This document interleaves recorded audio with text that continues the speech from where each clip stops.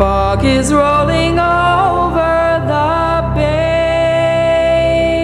It drifts my heart so far away. Softer and kinder than the light. Takes what's sharp and wraps it wide.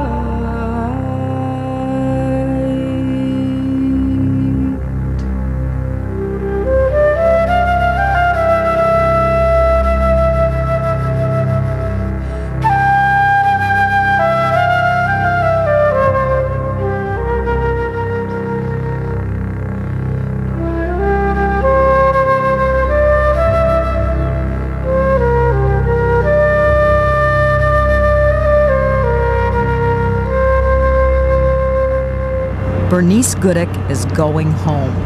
It's a short trip by lobster boat to McNutt's Island at the mouth of Shelburne Harbor, but a long trip back to her childhood memories when she was a kid living beneath the light at Cape Roseway. Right now, I'm watching myself as a little kid up in there, swimming, maybe with clothes on, maybe not. Her companion is Skipper Van Buskirk. He grew up beneath the light a generation later while his dad was lightkeeper. The pull of island life is strong. I just got done all the traps. Bernice remembers a carefree childhood when even the hard work of a lighthouse family seemed like play. That's where we used to go smelting. Used to set the nets at, I think we set them at low tide, and then after the tide came and went, we would go and pick them, Dad and I, at a dory. We used to sell them to an old guy in Shelburne. 10 cents a pound. Tell you, we made a lot of money back then. But we didn't need much. It's going to be thick fog to the light. A rugged four-wheel drive has replaced oxen, and the 20-minute drive to Cape Roseway begins. Yeah, there's my old home. There, see the That's our house. Pile of what's left of it. That's all that's left. That was the hotel here at the turn of the century. If you didn't tell me where I was, I wouldn't know. No. It's just changed, so.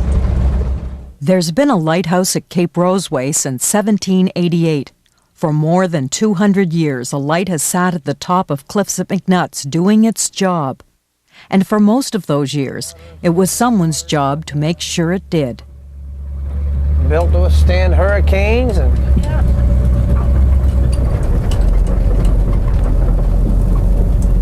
Bernice is home. Here, we're here again.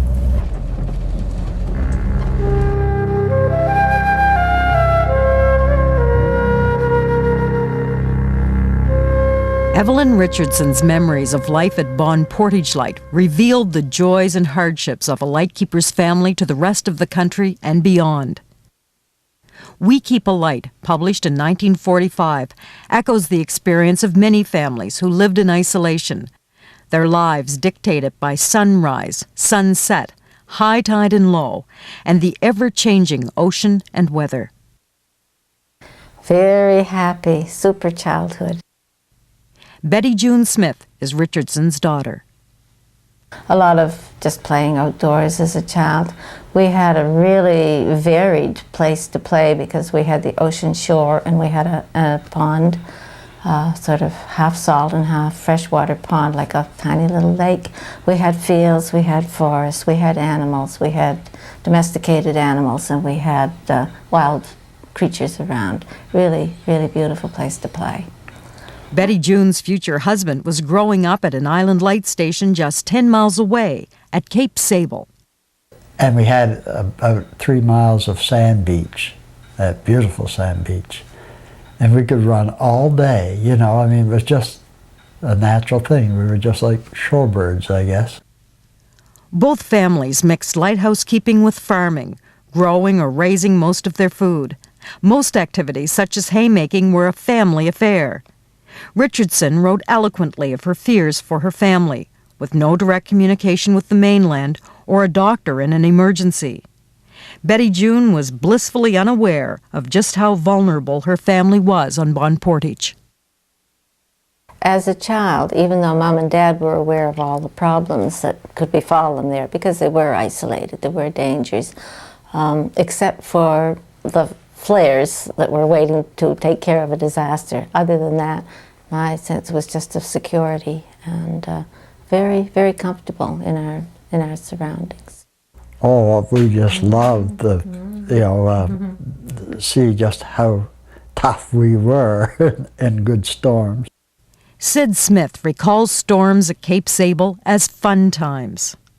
Yeah, we could experience all the fun of being blown down and, having to crawl back into the lee to get up again and all this sort of thing as children.